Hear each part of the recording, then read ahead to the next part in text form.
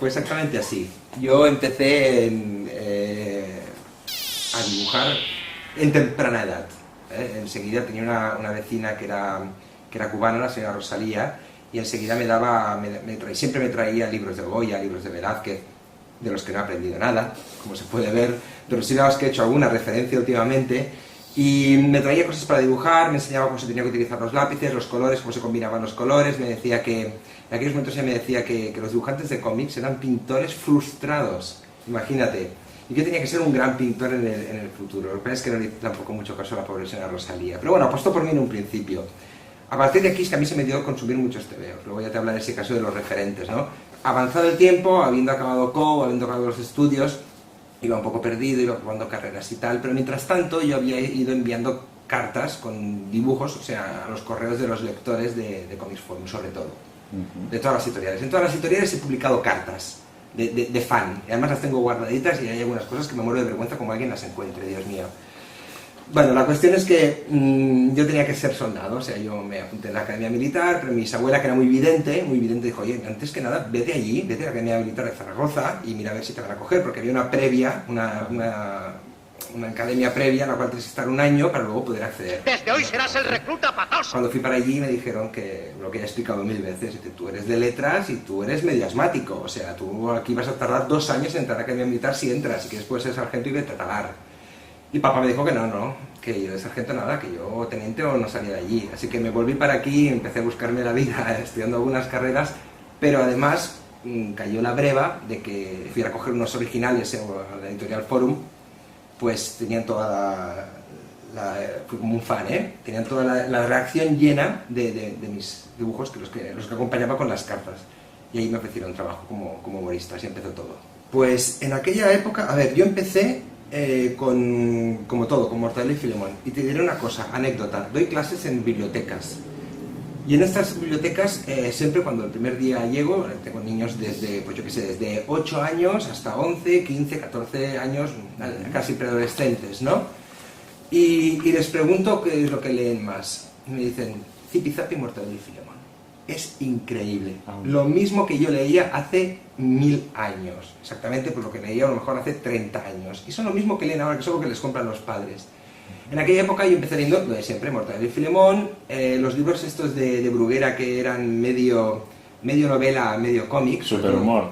No, los superhumor son, me los traían a chorro, o sea, entraban en casa cantidad, porque mi madre era lectora de cómics, mi padre era lectora de cómics, mi tía Marisa también lo era. Y venga, al niño que le gusta leer tebeos, se pasa todas las horas por la mañana, pero mis padres trabajaban, me quedaba con mi yaya, y lo que hacía era consumir tebeos a mansalva. El friquismo, después de Mortadelo y Filemón, Bruguera, etcétera, y los libros de Julio Verne ilustrados, empezó justo después de acabarme de leer La historia del dinero. Y es que mi tía Marisa lo que hizo fue, ella se movía por el barrio de Popasec, por ahí donde vivía mi yaya, y lo que hizo fue que había una tienda justo al lado del mercado de San Antonio, cerca de la calle La Cera, donde habían varias pilas de cómics de Vértice. Entonces ella iba con sus cómics que tenía también en casa, llevabas con 20 cómics, pagabas $1 por cada cambio, entonces podías cambiarlos y llevarte 20 cómics. O pagar 25 pesetas y quedártelo para ti, comprarlo. Entonces lo que hizo mi tía fue eso precisamente. Me empezó a dar, cada sábado por la mañana me daba tebeos para leer, para consumir, claro, Power Man, Spider-Man, Deathlock, Los Defensores, Flash Gordon, todos estos tebeos de Vértice en blanco y negro, horrorosos, ahora que los vemos horrorosos, porque tienen un valor sentimental que son, si te quieres que tenga una cosa, es lo único que no me he vendido por eBay, lo que consumía en esa época. Bueno, me estoy enrollando. La cuestión es que me iba cambiando los tebeos, luego fui yo personalmente a cambiar los tebeos, porque las cosas que vi, eran más caros cambiarlos costaba 10 pesetas, cambiarlos de Spider-Man. Los demás no, pero los de Spider-Man eran más caros, estaban muy buscados. Ya especulaban. Ya especulaban por aquel entonces el señor allí detrás de sus libritos y sus cosas, ¿no? Y total, que acabó que iba devolviendo cada vez menos y me iba quedando más. Con los ahorros que tenía, pues 25 pesetas, me lo quedaba. Cuando tienes el número 30, 27, 15, 51, dices, aquí me falta algo por en medio, y entonces ya te conviertes en coleccionista. Empiezas a intentar buscar lo que falta en medio de la colección. ¿Qué pasa ahí? Porque creo que todos de pequeños tenemos eso, tenemos el número 3 de no sé qué, el número 25 de no sé cuántos, ¿no? Y hay niños que les da igual, o sea, tienen esos 4, se han leído esos 4 y ya está. Y hay otros que somos los completistas que quiero primero el número 1. Sí. Eso sí, El número 1, sí. importantísimo. Y después... Yo creo que eso es lo que marca también la diferencia. Cuando tienes diferentes cosas en las que ir en el autobús, en aquella época los TVOs tenían mucho más texto que los que tienen ahora. Entonces un TVO de 32 páginas, porque creo que tenían 32, 48 páginas, o un Conan, empezaba y acababa. Y la historia pues tenía más o menos una coherencia. Bien, los tenía sueltos, pero ya te digo, al momento en que lees una postilla abajo en la que pone se vio en el anterior capítulo o ver Marvel Superhéroes número 23, dices, yo quiero saber lo que pasa a este personaje, porque me engancha. Entonces ya te enganchas a la historia y te enganchas al personaje. ¿Y cuál es el siguiente paso? Mercado San Antonio. Mercado San Antonio, que es aquí en Barcelona, donde se van a comprar la mayoría de TVOs antiguos, y entonces ya empiezas a ir por las paradetas y coges el gesto del coleccionista, que es este. Aquí, mío. El siguiente paso, te lo explicaré después, es conservarlos. Ahí es comprarlos y conseguirlos, luego ya es conservarlos.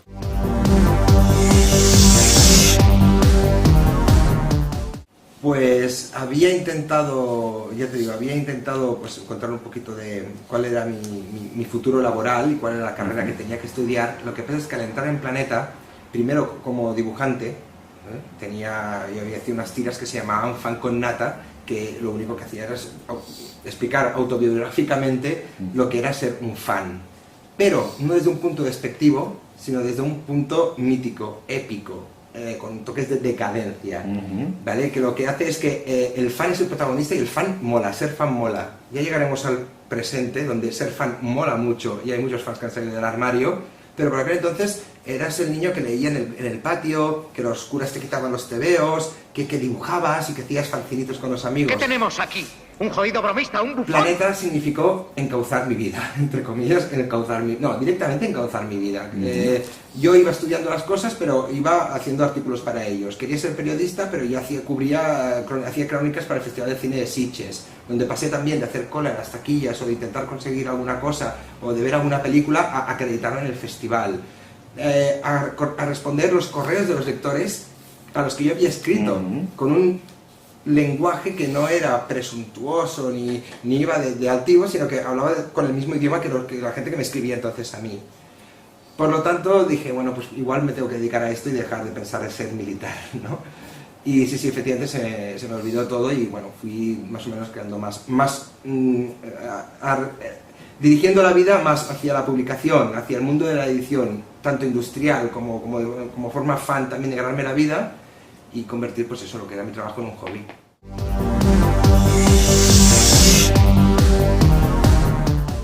Estoy aquí para comunicaros que la vida, tal y como la habéis conocido, ha terminado. Después de publicar las 3 primeras páginas, la cosa fue muy bien. La gente empezó a escribir diciendo que aquellas páginas de humor estaban muy bien. Yo había empezado paralelamente a hacer mi fanzine, que lo dibujaba, lo grapaba, lo llevaba yo y lo vendía por las tiendas. Entonces, claro, yo entré en Planeta como el fan, o sea, el niño este que escribía todos los correos de los lectores. De hecho, los correeros, a los que conocí en persona, a los que desvirtualicé, porque claro, ahora desvirtualizar significa que conoces a alguien por internet y lo conoces en persona. Luego, allí desvirtualizar un correero era llegar a la redacción y codearte con ellos. Y dices, este es el Dr. Atomos, y este es el profesor Loki, y este es Skull, y este es el señor que contesta los correos de Conan, ¿sabes? Unas personas que para ti antes eran la cima, ¿no? ¿Qué significa? No te desengañas, pero sí que Antonio Martín me cogió un día por banda y me dice, mira, oye, vamos a contar contigo para más cosas, queremos que sigas haciendo las páginas estas, aunque dibujas fatal, pero no sé por qué lo tuyo gusta. Así que vas a poner mucho por la redacción y lo que queremos es que seas profesional. Deja tu fanatismo aparte, porque aquí vas a ver lo siguiente. Entonces me llevo a la mesa de Perolivé y tenía una novela gráfica de Julka, ¿vale? Entonces Antonio Martín le dice a Perolivé, que era el director gráfico en aquel momento, una gran persona, que me ha enseñado muchísimo, la persona que más me ha ayudado dentro del mundillo quizás sea Perolivé. Y dice, oye, que vamos a preparar la portada de la edición española de She-Hulk, la novela gráfica de John Byrne. Dice, venga, pásame la cubierta. Y coge Perolivé con el cúter y hace raca, raca, y separa la tripa de la portada. Yo, para mí, que ya he empezado a guardar los tebeos en bolsas de plástico porque me duraran 1000 años, me cogió un trauma increíble. Dice, ¿qué? ¿Te has convencido? ¿Lo has superado? Pues a partir de ahora eres profesional. Venga, chato, a trabajar. Vais a empezar a comportaros como marines ahora mismo. Qué cruel, ¿no? Es terapia de shock. Qué ¿no? cruel, pero es que he visto cosas peores, ¿eh? Dice, oye, sepárame estos fotolitos. Dice, este cómic americano servirá para hacer la maqueta. Córtala y recorta los bocadillos. Un factor X de Arthur Adams recortándola allí que se me caía la lagrimita, pero bueno, eso te curte, te curte. Te curte, te curte.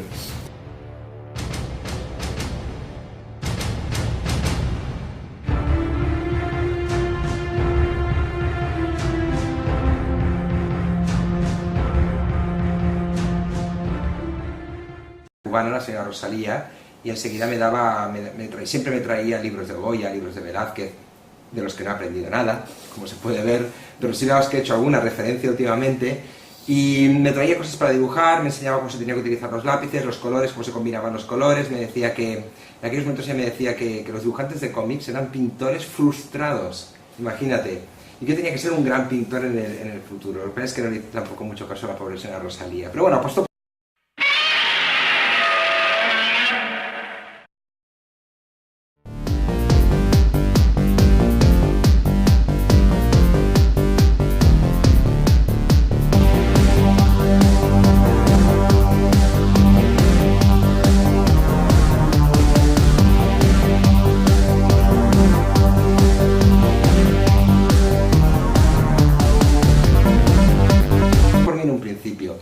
A partir de aquí es que a mí se me dio consumir muchos tebeos, luego ya te hablaré de ese caso de los referentes, ¿no? Avanzado el tiempo, habiendo acabado COU, habiendo acabado los estudios, iba un poco perdido, iba jugando carreras y tal, pero mientras tanto yo había ido enviando cartas con dibujos, o sea, a los correos de los lectores de Comics Forum, sobre todo, de todas las editoriales. En todas las editoriales he publicado cartas de fan, y además las tengo guardaditas y hay algunas cosas que me muero de vergüenza como alguien las encuentre, Dios mío.